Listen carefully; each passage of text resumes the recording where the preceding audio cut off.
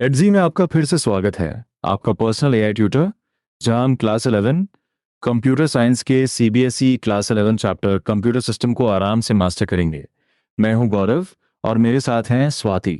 यह हमारा extended episode है, लगभग 30 से 60 मिनट्स का। इसलिए नोटबुक हो तो पास रख लो, लेकिन तुम सिर्फ सुनकर भी रिवाइज कर सकते हो। जयपुर की एक स्टूडेंट अनन्या ने बताया था कि उसे सीपीयू, रैम और ऑपरेटिंग सिस्टम सब अलग अलग याद थे, पर उनका कनेक्शन समझ नहीं आता था। आज हम architecture, memory, buses, evolution, micro processors, data, software, interfaces और एग्जाम टिप्स को क्वेश्चंस के साथ जोड़ेंगे। और सुनते समय एक सिंपल तरीका रखना, हर कॉन्सेप्ट पर 1 सेकंड रुककर खुद आंसर देने की कोशिश करना, क्योंकि हमारा गोल केवल नोट सुनना नहीं बल्कि कॉन्सेप्ट मास्टरी है।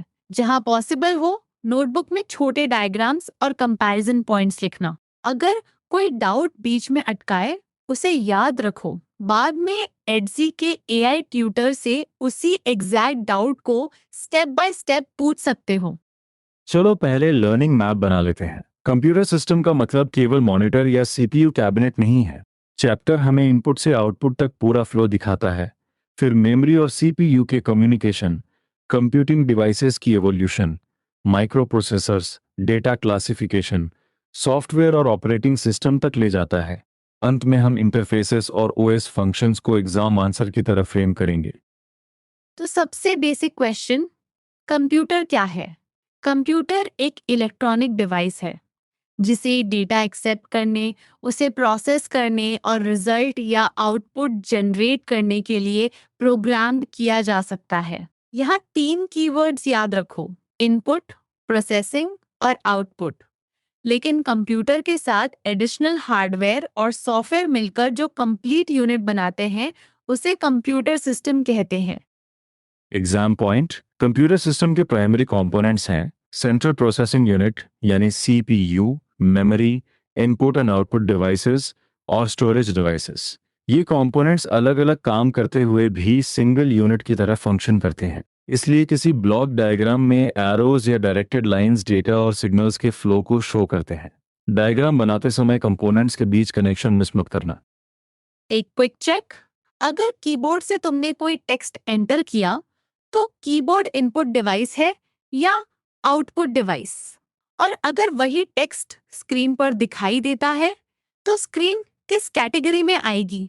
1 सेकंड पॉज करके सोचो। आंसर है कीबोर्ड इनपुट डिवाइस और monitor output device. Input devices user action या सिग्नल्स को कंप्यूटर एक्सेप्टेबल डिजिटल फॉर्म में कन्वर्ट करते हैं। Output devices processed digital information को ह्यूमन अंडरस्टैंडेबल फॉर्म में बदलते हैं। यही डिफरेंस केवल डिवाइस के नाम से नहीं, उसके डायरेक्शन ऑफ इंफॉर्मेशन से समझो। इनपुट एग्जाम्पल्स में कीबोर्ड, माउस, स्कैनर और टच स्क्रीन आते हैं। वॉइस इनपुट भी पॉसिबल है, जैसे वॉइस सर्च में स्पोकन वर्ड्स इनपुट बन जाते हैं। विजुअली इम्पेयर्ड यूजर्स के लिए ब्रेल कीबोर्ड का एग्जाम्पल इम्पोर्टेंट है। यानी इनपुट डिवाइसेस का पर्पस सिर्फ टाइपिंग नहीं, वे अलग अलग फॉर्म्स ऑफ यूजर डेटा को डिजिटल फॉर्म में बदलते हैं। आउटपुट साइड पर मॉनिटर, प्रोजेक्टर, हेडफोन्स, स्पीकर्स और प्रिंटर एग्जाम्पल्स हैं। प्रिंटर फिजिकल हार्ड कॉपी देता है। इंकजेट, लेजर जेट और dot matrix commonly use printer types हैं। 3D printer digital 3 dimensional design की फिजिकल रेप्लिका बना सकता है। Braille display monitor textual output को विजुअली चैलेंज्ड पर्सन के लिए अंडरस्टैंडेबल बनाता है। अब सीपीयू पर आते हैं, जिसे कंप्यूटर का ब्रेन कहा जाता है। लेकिन ब्रेन एनालॉजी को मैकेनिकली मत याद करो। सीपीयू इंस्ट्रक्शंस और डेटा को मेमोरी से फेच करता है, एरिथमेटिक और लॉजिकल ऑपरेशंस परफॉर्म करता है और रिजल्ट वापस मेमोरी में स्टोर करता है। प्रोसेसिंग के दौरान डेटा, इंस्ट्रक्शंस और इंटरमीडिएट रिजल्ट्स रजिस्टर्स में रखे जा सकते हैं। सीपीयू के दो मेन कंपोनेंट्स हैं, एएलयू और CU. Arithmetic logic unit arithmetic operations और लॉजिक ऑपरेशंस परफॉर्म करता है। कंट्रोल यूनिट इंस्ट्रक्शंस की सीक्वेंशियल एग्जीक्यूशन कंट्रोल करता है, इंस्ट्रक्शंस इंटरप्रेट करता है और मेमोरी, एएलयू तथा इनपुट आउटपुट डिवाइसेस के बीच डेटा फ्लो गाइड करता है। रजिस्टर्स सीपीयू चिप की लिमिटेड लोकल मेमोरी होते हैं। तो अगर क्वेश्चन पूछे कि एएलयू और सीयू में डिफरेंस क्या है, तुम्हारा आंसर क्या आएगा?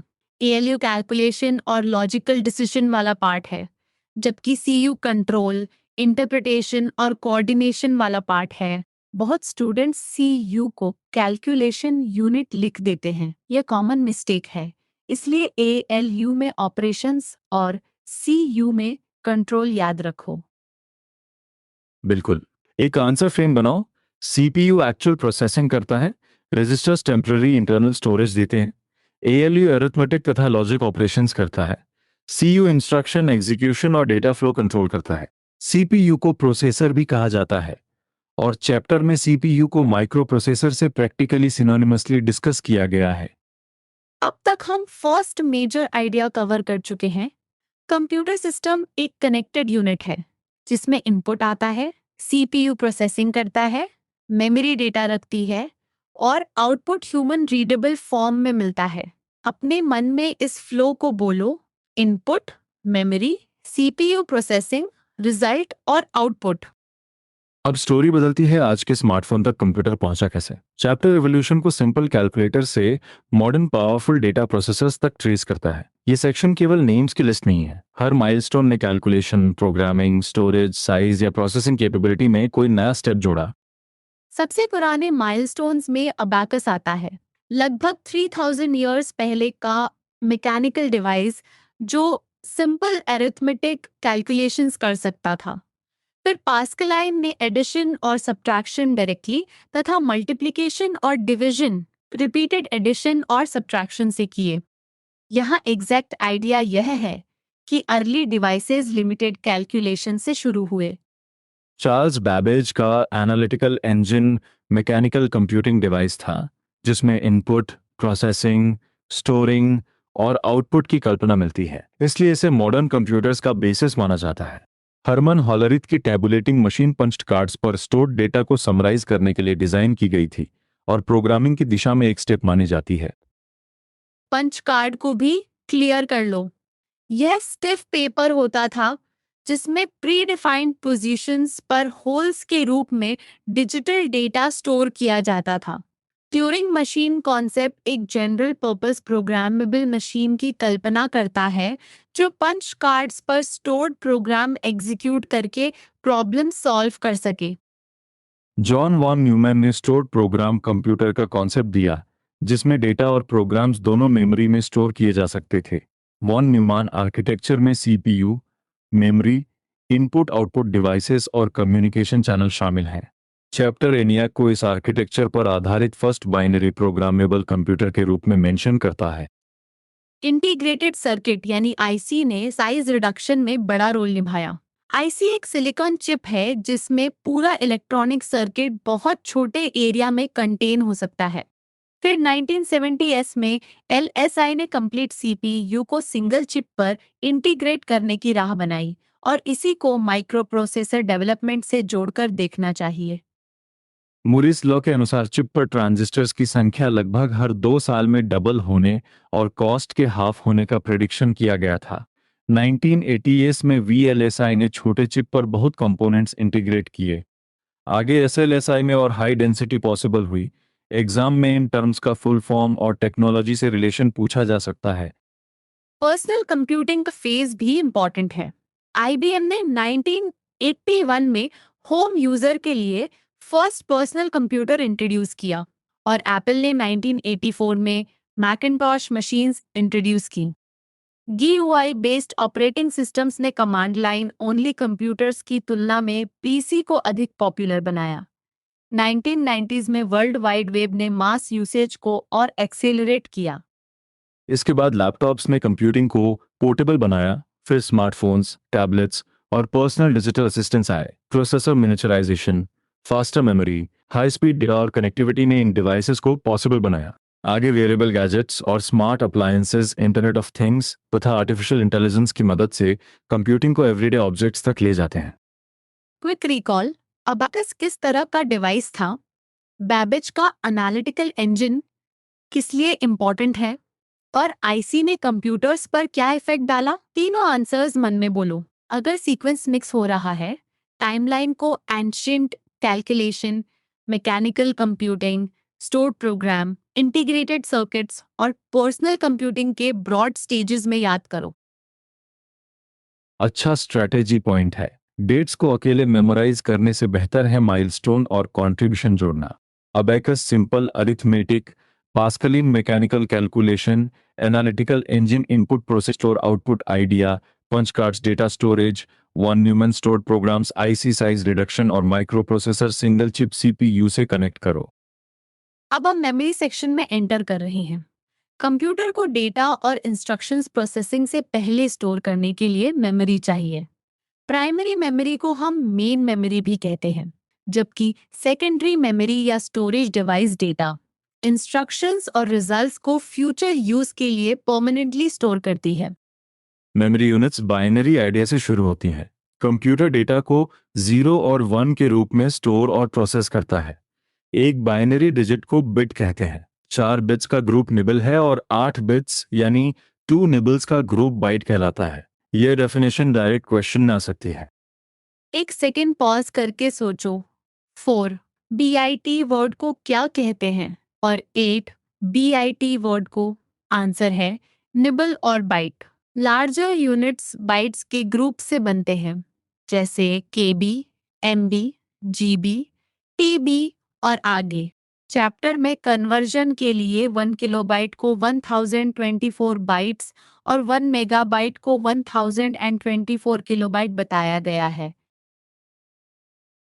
प्राइमरी मेमोरी में प्रोग्राम्स और डेटा प्रोसेसिंग से पहले लोड होते हैं। सीपीयू प्राइमरी मेमोरी के साथ डायरेक्टली रीड और राइट ऑपरेशंस करता है। इसके दो टाइप्स हैं, रैम और रोम। राम वोलेटाइल है, यानी पावर ऑफ होते ही कंटेंट्स लॉस्ट हो जाते हैं। रोम नॉन वोलेटाइल है, इसलिए पावर ऑफ के बाद भी कंटेंट्स रिटेन रहते हैं। रैम को टेम्पररी वर्किंग स्पेस की तरह समझो। कंप्यूटर स्टार्ट होने पर या एप्लीकेशन लॉन्च होने पर रिक्वायर्ड प्रोग्राम और डेटा रैम में लोड होते हैं। रैम सेकेंडरी स्टोरेज से फास्टर होती है, लेकिन पावर हटते ही उसका कंटेंट चला जाता है। इसलिए रैम को परमानेंट फाइल कैबिनेट समझना गलत होगा। रोम स्मॉल लेकिन फास्टर परमानेंट स्टोरेज एरिया की तरह काम करती है, जहां रेयरली चेंज्ड कंटेंट्स रखे जाते हैं। चैप्टर बूट लोडर का एग्जाम्पल देता है, जो ऑपरेटिंग सिस्टम को प्राइमरी मेमोरी में लोड करने में मदद करता है। इसलिए रोम और रैम का डिफरेंस केवल फुल फॉर्म्स का नहीं, वॉलाटिलिटी और पर्पस का भी है। अब कैश मेमोरी पर ध्यान दो। प्रोसेसर रैम से फास्टर होता है, इसलिए रैम एक्सेस कभी बॉटलनेक बन सकता है। CPU और प्राइमरी मेमोरी के बीच हाई स्पीड कैश रखी जाती है। यह फ्रीक्वेंटली एक्सेस्ड डेटा की कॉपीज रखती है। CPU पहले कैश चेक करता है, डेटा मिल जाए तो वहीं से पढ़ता है, नहीं तो प्राइमरी मेमोरी एक्सेस करता है। सेकेंडरी मेमोरी नॉन वॉलेटाइल होती है और प्राइमरी मेमोरी से लार्जर कैपेसिटी रखती है। ये जनरली स्लोअर और चीपर होती है। सीपीयू इसे डायरेक्टली एक्सेस नहीं करता। सेकेंडरी स्टोरेज का कंटेंट पहले मेन मेमोरी में लाया जाता है। एचडीडी, सीडी और डीवीडी, मेमोरी कार्ड, एसएसडी और पेन ड्राइव इसके एग्जाम्पल्स हैं। यही एक कॉमन क्वेश्चन आता है, अगर कंप्यूटर में रैम हो लेकिन सेकेंडरी स्टोरेज न हो तो क्या सॉफ्टवेयर इंस्टॉल कर सकते हैं? Think carefully. सॉफ्टवेयर को फ्यूचर यूज के लिए परमानेंटली स्टोर करने की जगह नहीं होगी। रैम टेम्परेरी है, इसलिए पावर ऑफ के बाद इंस्टॉलेशन रिटेन नहीं रहेगा। यही प्राइमरी और सेकेंडरी मेमोरी का प्रैक्टिकल कनेक्शन है। एग्जाम आंसर में कंपैरिजन इस तरह लिख सकते हो, राम वोलेटाइल, टेम्परेरी और प्राइमरी मेमोरी है। रोम नॉन वोलेटाइल और स्टार्टअप इंस्ट्रक्शंस जैसे रेयरली चेंज्ड कंटेंट्स के लिए है।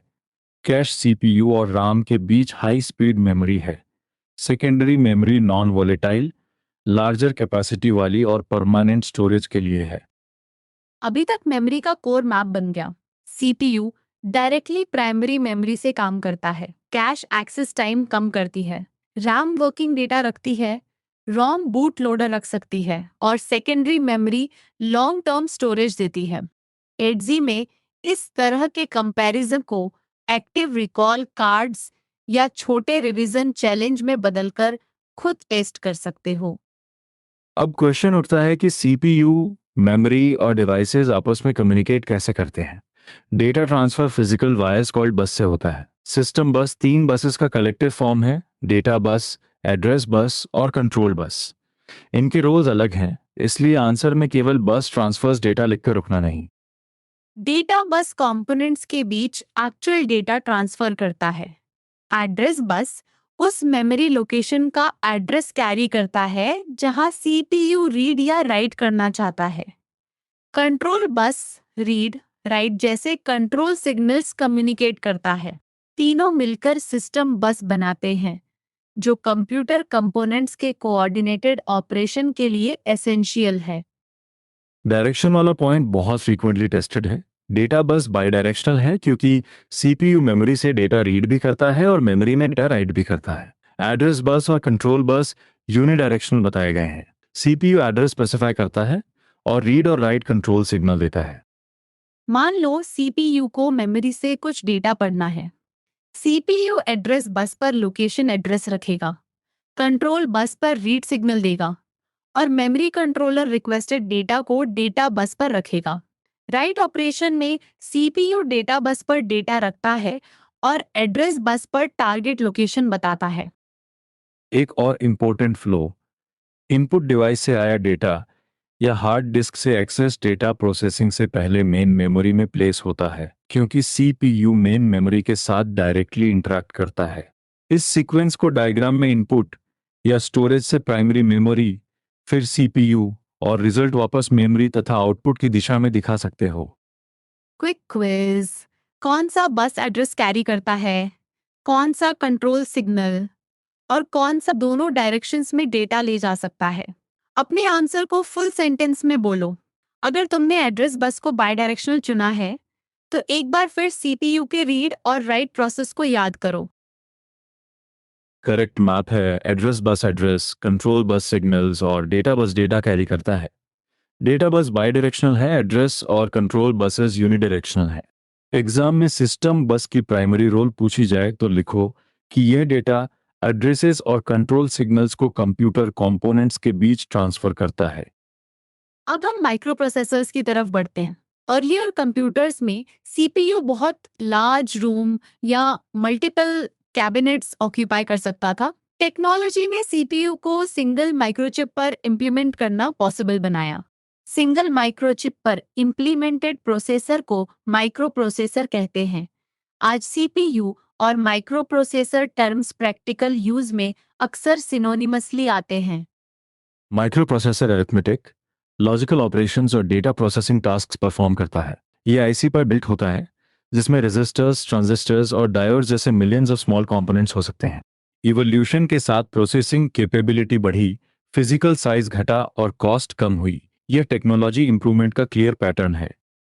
माइक्रोप्रोसेसर स्पेसिफिकेशंस में word size, memory size, clock speed और कोर्स आते हैं। वर्ड साइज का मतलब है प्रोसेसर एक टाइम में मैक्सिमम कितने बिट्स प्रोसेस कर सकता है। चैप्टर अर्लियर 8 बिट्स और प्रेजेंट रेंज में 16 से 64 बिट्स डिस्कस करता है। वर्ड साइज को स्टोरेज कैपेसिटी समझ लेना गलत है। क्लॉक स्पीड इंटरनल क्लॉक द्वारा जनरेटेड पल्सेस पर सेकंड है। ये इंस्ट्रक्शन एग्जीक्यूशन की रेट इंडिकेट करती है।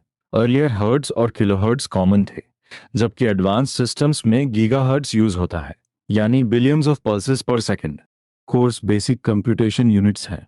2 course dual core, 4 quad core और 8 ऑक्टा कोर कहलाते हैं।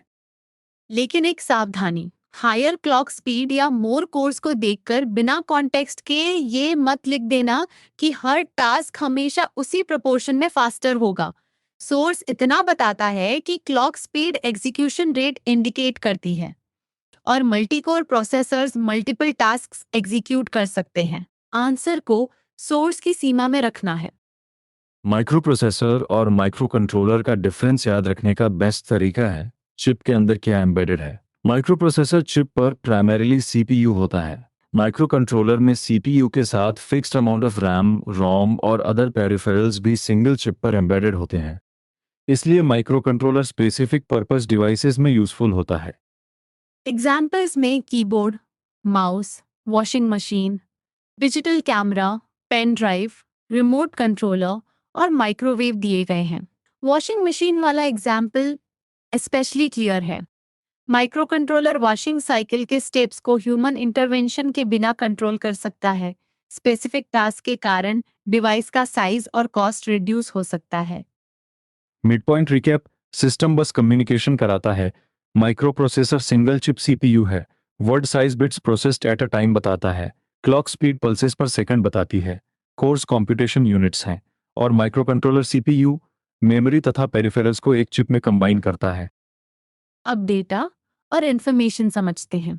Computer instructions, pictures, songs, videos और डॉक्यूमेंट्स सबको डेटा की तरह प्रोसेस करता है।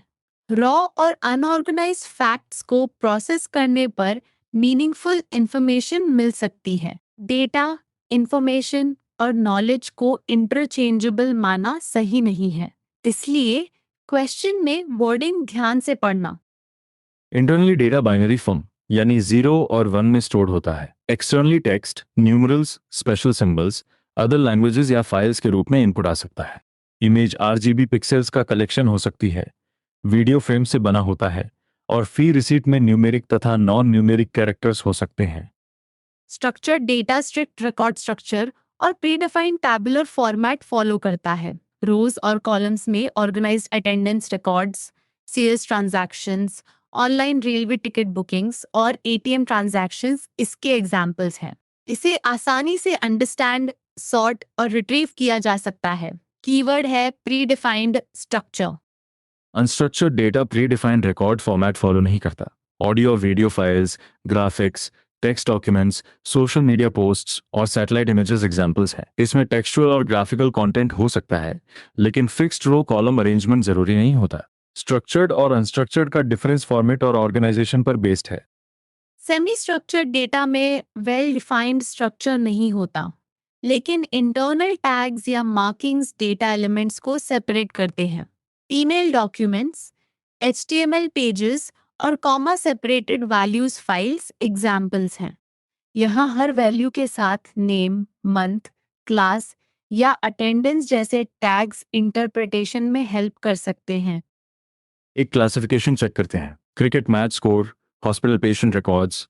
एचटीएमएल पेज और न्यूज़पेपर में से कौन स्ट्रक्चर्ड, सेमी स्ट्रक्चर्ड और अनस्ट्रक्चर्ड हो सकता है? स्टूडेंट रिकॉर्ड्स टैबुलर हों तो structured, HTML page semi structured और न्यूज़पेपर जनरली अनस्ट्रक्चर्ड माना जाएगा। क्रिकेट स्कोर का आंसर उसके फॉर्मेट पर डिपेंड करेगा, इसलिए क्वेश्चन की प्रेजेंटेशन देखना। डेटा मैनेजमेंट का फ्लो 3 स्टेप्स में याद रखो। कैप्चरिंग, स्टोरेज और रिट्रीवल। कैप्चरिंग यानी डिफरेंट सोर्सेज से डिजिटल डेटा गैदर करना, जैसे keyboard, barcode reader, social media post या रिमोट सेंसर। स्टोरेज में कैप्चर डेटा फाइल या डेटाबेस में रखा जाता है। रिट्रीवल में यूजर रिक्वायरमेंट के अनुसार वही डेटा प्रोसेसिंग के लिए फेच होता है। डेटा वॉल्यूम बढ़ने पर स्टोरेज और रिट्रीवल चैलेंजिंग हो सकते हैं। Large organisations data servers use कर सकती हैं, जिनमें लार्जर और फास्टर स्टोरेज होता है। रिट्रीवल में इंपॉर्टेंट कंसर्न एक्सेस टाइम है।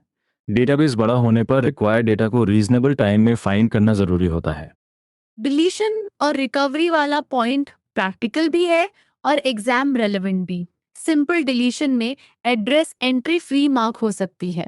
डेटा तुरंत बिट लेवल पर पूरी तरह इरेज नहीं होता। रिकवरी पॉसिबल हो सकती है, लेकिन तभी जब डिलीटेड स्पेस न्यू डेटा से ओवरराइट न हुई हो। ओवरराइट के बाद रिकवरी की पॉसिबिलिटी सोर्स के अनुसार नहीं रहती। डेटा सिक्योरिटी की 2 कंसर्न्स चैप्टर हाईलाइट करता है। अनऑथराइज्ड डिलीशन या मॉडिफिकेशन से बचने के लिए एक्सेस रिस्ट्रिक्शन, पासवर्ड्स और एन्क्रिप्शन यूजफुल हैं। दूसरी कंसर्न अनऑथराइज्ड रिकवरी है। ओल्ड स्टोरेज डिवाइस डिस्कार्ड करने से पहले प्रॉपर डिलीशन या श्रेडिंग टूल्स का यूज करना चाहिए, क्योंकि डिलीटेड फाइल्स रिकवर की जा सकती हैं। अब हार्डवेयर से सॉफ्टवेयर की ओर शिफ्ट करते हैं। हार्डवेयर फिजिकल कंपोनेंट्स हैं जिन्हें देखा और छुआ जा सकता है। सॉफ्टवेयर इंस्ट्रक्शंस और डेटा का सेट है जिसे फिजिकली टच नहीं कर सकते। हार्डवेयर अकेले यूजफुल नहीं, सॉफ्टवेयर हार्डवेयर को ऑपरेट कराता है और यूजर तथा हार्डवेयर के बीच इंटरफेस की तरह काम करता है। सॉफ्टवेयर की ब्रॉड कैटेगरीज हैं: सिस्टम सॉफ्टवेयर, प्रोग्रामिंग टूल्स और application software. System software basic computer functionality और हार्डवेयर इंटरैक्शन देता है। Programming tools instructions create, translate और डिबग करने में मदद करते हैं। एप्लीकेशन सॉफ्टवेयर यूजर की स्पेसिफिक या जनरल नीड्स पूरी करता है। कैटेगरीज लिखते समय प्रोग्रामिंग टूल्स को भूलना नहीं। सिस्टम सॉफ्टवेयर के examples operating system, system utilities और डिवाइस ड्राइवर्स हैं। यूटिलिटीज मेंटेनेंस और कॉन्फ़िगरेशन में हेल्प करती हैं, जैसे disk formatting, system restore, antivirus, disk cleaning और कंप्रेशन टूल्स। डिवाइस ड्राइवर किसी स्पेसिफिक डिवाइस और ऑपरेटिंग सिस्टम के बीच मीडिएटर होता है, जैसे लैंग्वेज ट्रांसलेटर हार्डवेयर डिटेल्स को हाइड करता है। प्रोग्रामिंग टूल्स में लैंग्वेजेस, ट्रांसलेटर्स, कोड एडिटर्स और आईडीएस आते हैं। मशीन लैंग्वेज 1 और 0 में होती है और कंप्यूटर डायरेक्टली समझ सकता है। Assembly language English like words और सिंबल्स यूज करती है, लेकिन कंप्यूटर स्पेसिफिक होती है। High level languages machine independent और इजियर टू राइट होती हैं, पर उन्हें ट्रांसलेशन चाहिए। सोर्स कोड वह कोड है जो असेंबली या हाई लेवल लैंग्वेज में लिखा जाता है। ट्रांसलेटर इसे ऑब्जेक्ट या मशीन कोड में कन्वर्ट करता है।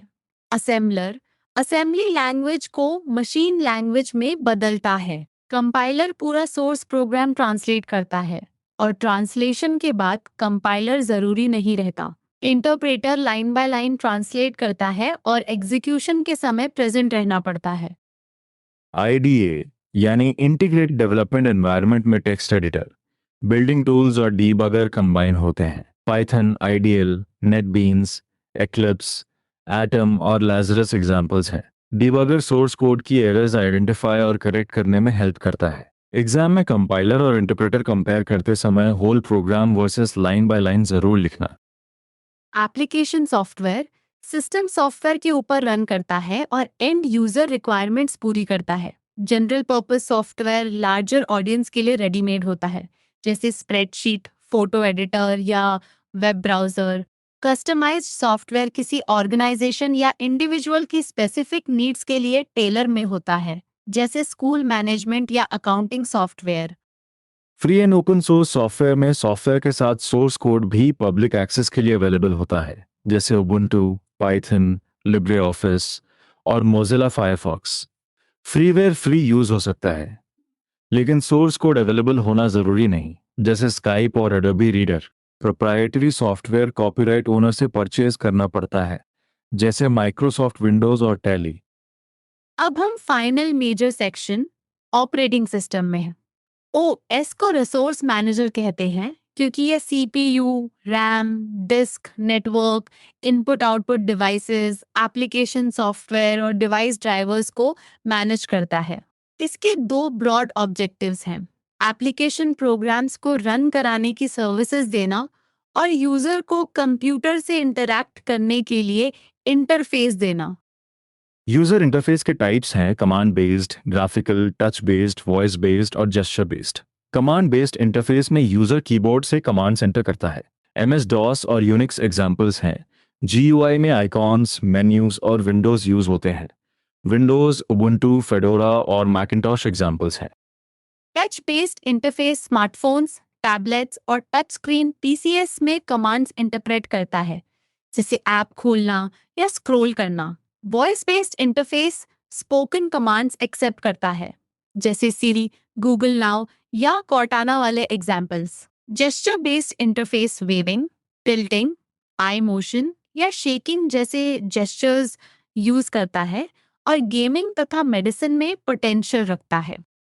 ओएस फंक्शंस को 4 हेडिंग्स में याद करो: process management, memory management, file management और डिवाइस मैनेजमेंट। प्रोसेस वह टास्क है जो एग्जीक्यूशन में है। ओएस मल्टीपल प्रोसेसर्स मैनेज करता है, सीपीयू एलोकेट करता है, रिसोर्सेज देता है और प्रोसेसर्स के बीच इंफॉर्मेशन एक्सचेंज इनेबल करता है। मेमोरी मैनेजमेंट में ओएस रनिंग प्रोसेसेस को मेन मेमोरी एलोकेट और फ्री करता है। यह डायनामिक एलोकेशन करता है, एग्जिस्टिंग प्रोसेसेस को डिस्टर्ब किए बिना मेमोरी स्टेटस ट्रैक करता है और प्रोसेस फिनिश होने पर स्पेस रिक्लेम करता है। यहाँ की फ्रेज है फ्री और ऑक्यूपाइड मेमोरी लोकेशंस का tracking. File management secondary memory में स्टोर्ड फाइल्स पर फोकस करता है। इसमें फाइल्स क्रिएट, अपडेट, डिलीट और प्रोटेक्ट करना शामिल है। मल्टीपल यूजर्स वाले सिस्टम में प्रोटेक्शन क्रूशियल है, ताकि कोई यूजर बिना परमिशन दूसरे यूजर की फाइल्स एक्सेस ना कर सके। फाइल मैनेजमेंट सेकेंडरी मेमोरी देखता है, जबकि मेमोरी मैनेजमेंट मेन मेमोरी देखता है। डिवाइस मैनेजमेंट में ओएस डिफरेंट हेट्रोजेनियस आई/ओ डिवाइसेस और हार्डवेयर को एडमिनिस्टर करता है। यह डिवाइस ड्राइवर्स और रिलेटेड सॉफ्टवेयर से इंटरैक्ट करता है, डिवाइसेस कॉन्फ़िगर करने के ऑप्शंस देता है और ऑथराइज्ड यूजर्स या सॉफ्टवेयर तक एक्सेस रिस्ट्रिक्ट कर सकता है। एक सेकंड सोचो, डिवाइस ड्राइवर और ओएस का रिलेशन मीडिएटर और ओवरऑल मैनेजर जैसा है। बहुत अच्छा distinction. OS overall resource manager है, जबकि डिवाइस ड्राइवर पर्टिकुलर डिवाइस की हार्डवेयर लेवल ऑपरेशन संभालता है। इसी तरह प्रोसेस मैनेजमेंट सीपीयू और रनिंग टास्क से जुड़ा है, मेमोरी मैनेजमेंट रैम एलोकेशन से, file management secondary storage files से, और डिवाइस मैनेजमेंट कनेक्टेड डिवाइसेस से। अब एग्जाम मोड ऑन करते हैं। क्वेश्चन हो कि कंप्यूटर सिस्टम का ब्लॉक डायग्राम बनाइए, तो CPU, primary memory, input device, output device और सेकेंडरी स्टोरेज डिवाइसेस शो करो। एरो से डेटा और सिग्नल्स का फ्लो इंडिकेट करो। फिर हर कंपोनेंट की वन लाइन फंक्शनैलिटी लिखो, केवल लेबल्स छोड़कर मत आना। क्वेश्चन हो कि राम और रोम डिफरेंशिएट करो, तो वॉलेटाइल और नॉन वॉलेटाइल टर्म्स जरूर यूज करो। रैम टेम्परेरी प्रोसेसिंग डेटा रखती है और पावर ऑफ पर कंटेंट्स लॉस्ट होते हैं। रोम कंटेंट्स रिटेन करती है और बूट लोडर जैसे स्टार्टअप इंस्ट्रक्शन स्टोर कर सकती है। सेकेंडरी मेमोरी को रैम का दूसरा नाम मत लिखना। अगर सॉफ्टवेयर रिक्वायर्ड है कंप्यूटर को फंक्शनल बनाने के लिए, आंसर सिस्टम सॉफ्टवेयर या ऑपरेटिंग सिस्टम की तरफ जाएगा, एप्लीकेशन सॉफ्टवेयर की तरफ नहीं। कंप्यूटर एप्लीकेशन सॉफ्टवेयर के बिना लिमिटेड तरीके से वर्क कर सकता है, लेकिन सिस्टम सॉफ्टवेयर के बिना कंप्यूटर ऑपरेट नहीं कर सकता। ये कंसेप्चुअल डिस्टिंक्शन बहुत इंपॉर्टेंट है। एक mini active recall round. Compiler पूरे प्रोग्राम को ट्रांसलेट करता है या लाइन बाय लाइन। इंटरप्रेटर के लिए एग्जीक्यूशन के समय ट्रांसलेटर प्रेजेंट चाहिए या नहीं, और असेंबली कोड कन्वर्ट करने वाला ट्रांसलेटर कौन है। 3 आंसर्स क्रम से बोलो, कंपाइलर, इंटरप्रेटर और असेंबलर के रिलेशंस। एक्सपेक्टेड आंसर्स है, कंपाइलर सोर्स कोड को होल प्रोग्राम के रूप में ट्रांसलेट करता है, interpreter line by line translate करता है और एग्जीक्यूशन के समय चाहिए होता है। असेंबलर असेंबली लैंग्वेज को मशीन लैंग्वेज में कन्वर्ट करता है। सोर्स कोड और ऑब्जेक्ट कोड की टर्म्स भी आंसर में सही जगह यूज करना। डेटा क्लासिफिकेशन में कीवर्ड्स बचा कर रखो। Structured means strict, predefined record structure और tabular format. Unstructured means no predefined record format. Semi structured means fixed structure नहीं, लेकिन इंटरनल टैग्स या मार्किंग्स मौजूद। एग्जाम्पल्स लिखते समय सोर्स सपोर्टेड एग्जाम्पल्स ही दो, जैसे attendance records, audio video files, email documents या HTML पेजेस। माइक्रो प्रोसेसर और माइक्रो कंट्रोलर का आंसर भी 2 पार्ट होना चाहिए। Microprocessor single chip processor है, जबकि माइक्रो कंट्रोलर में सीपीयू, फिक्स्ड रैम, रोम और पेरिफेरल्स एक चिप पर होते हैं। स्पेसिफिक पर्पस अप्लायंसेस में माइक्रो कंट्रोलर यूजफुल है, क्योंकि वह कॉम्पैक्ट और comparatively low cost design support करता है। बस क्वेश्चन में डायरेक्शन मत भूलना। डेटा बस बाइडायरेक्शनल है, क्योंकि रीड और राइट दोनों में डेटा मूवमेंट होता है। Address bus location address carry करता है और कंट्रोल बस रीड या राइट सिग्नल्स कम्युनिकेट करता है। सिस्टम बस इन तीनों का कंबाइंड अरेंजमेंट है। यही कंसाइज और कंप्लीट आंसर फ्रेम है। अब चैप्टर का लॉन्ग आंसर प्रैक्टिस करते हैं। एक्सप्लेन करो कि इनपुट डेटा सीपीयू तक कैसे पहुंचता है और आउटपुट कैसे मिलता है। पहले इनपुट डिवाइस डेटा को डिजिटल फॉर्म में बदलता है, फिर डेटा मेन मेमोरी में आता है। सीपीयू मेमोरी से इंस्ट्रक्शंस और डेटा फेच करके प्रोसेसिंग करता है, रिजल्ट मेमोरी में रखता है और आउटपुट डिवाइस उसे ह्यूमन अंडरस्टैंडेबल फॉर्म में दिखाता है। यही आंसर डायग्राम के साथ और मजबूत होगा। दूसरा लॉन्ग क्वेश्चन हो सकता है, ओएस को रिसोर्स मैनेजर क्यों कहते हैं? क्योंकि OS CPU, RAM, disk, network और आई बाय ओ डिवाइसेस जैसे रिसोर्सेज मैनेज करता है। एप्लीकेशंस और ड्राइवर्स कंट्रोल करता है, सिक्योरिटी और यूजर एक्सेस संभालता है। फिर प्रोसेस, मेमोरी, फाइल और डिवाइस मैनेजमेंट एक्सप्लेन करो। हम फाइनल सेक्शन में एंटर कर चुके हैं। एक कम रिकैप के साथ अपनी अंडरस्टैंडिंग चेक करो। कंप्यूटर सिस्टम हार्डवेयर और सॉफ्टवेयर का कॉम्बिनेशन है। सीपीयू प्रोसेसिंग करता है, एएलयू ऑपरेशंस और सीयू कंट्रोल करता है। मेमोरी प्राइमरी और सेकेंडरी होती है। RAM volatile, ROM non volatile, cache high speed और बसेस कम्युनिकेशन चैनल्स हैं। इवोल्यूशन में अबेकस से mechanical calculators, analytical engine, punched cards, stored program concept, ICs microprocessors, personal computers GUI, web, laptops, smartphones और variables तक progression देखी। Data raw facts हो सकता है। 3 मेजर टाइप्स स्ट्रक्चर्ड, अनस्ट्रक्चर्ड और सेमी स्ट्रक्चर्ड है। कैप्चरिंग, स्टोरेज, रिट्रीवल और secure deletion data management के की स्टेप्स हैं। सॉफ्टवेयर इंस्ट्रक्शंस का सेट है और categories system software, programming tools और एप्लीकेशन सॉफ्टवेयर हैं। सिस्टम सॉफ्टवेयर में ओएस, यूटिलिटीज और डिवाइस ड्राइवर्स आते हैं। प्रोग्रामिंग टूल्स में लैंग्वेजेस, ट्रांसलेटर्स, एडिटर्स और आईडीईएस आते हैं। एप्लीकेशन सॉफ्टवेयर जनरल पर्पस या कस्टमाइज्ड हो सकता है। एफओएसएस फ्रीवेयर और प्रोप्राइटरी सॉफ्टवेयर को सोर्स कोड और ओनरशिप टर्म से अलग करो।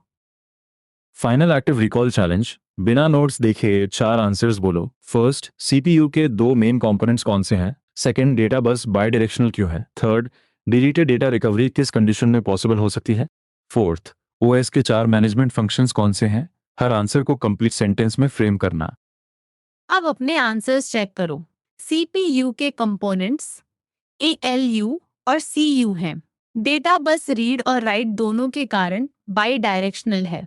डिलीटेड डेटा रिकवरी तब पॉसिबल हो सकती है जब डिलीटेड स्पेस न्यू डेटा से ओवरराइट न हुई हो। OS functions process management, memory management, file management और डिवाइस मैनेजमेंट हैं। आज का छोटा नेक्स्ट स्टेप यह रखो। नोटबुक में कंप्यूटर सिस्टम का ब्लॉक डायग्राम बनाओ। रैम वर्सेस रोम और कंपाइलर वर्सेस इंटरप्रेटर की 2 कॉलम कंपैरिजन लिखो और स्ट्रक्चर्ड, अनस्ट्रक्चर्ड तथा सेमी स्ट्रक्चर्ड डेटा के दो एग्जांपल्स जोड़ो। फिर किसी फ्रेंड को यह चैप्टर 5 मिनट्स में टीच करने की कोशिश करो। जहां एक्सप्लेनेशन रुक जाए वही तुम्हारा रियल डाउट है। और कॉमन मिस्टेक याद रखो, रैम को परमानेंट स्टोरेज, रोम को temporary working memory, address bus को बाई डायरेक्शनल या फ्रीवेयर को ओपन सोर्स मत लिखना। टर्म्स के साथ उनका एग्जैक्ट फंक्शन और एग्जाम्पल जोड़ो। यही रोट मेमोराइजेशन से आगे जाकर कंसेप्चुअल आंसर बनाता है। तो कंप्यूटर सिस्टम का कंप्लीट मेंटल मॉडल अब तुम्हारे पास है। इनपुट डेटा आता है, मेमोरी और बसेस के थ्रू सीपीयू तक पहुंचता है, एएलयू और सीयू प्रोसेसिंग कराते हैं, सॉफ्टवेयर हार्डवेयर को यूजफुल बनाता है और ऑपरेटिंग सिस्टम पूरे रिसोर्सेज को मैनेज करता है। एडजी के साथ अपने रिमेनिंग डाउट्स को सोक्रेटिक क्वेश्चंस और एक्टिव रिकॉल से टेस्ट करते रहो। शानदार रिवीजन सेशन था। अब नोटबुक बंद करने से पहले खुद से पूछो, अगर मैं इस चैप्टर को किसी क्लासमेट को समझाऊं तो क्या मैं सिर्फ डेफिनेशंस बोलूंगी या कंपोनेंट्स के बीच कनेक्शन भी दिखाऊंगी? कनेक्शन दिखाना ही मास्टरी है।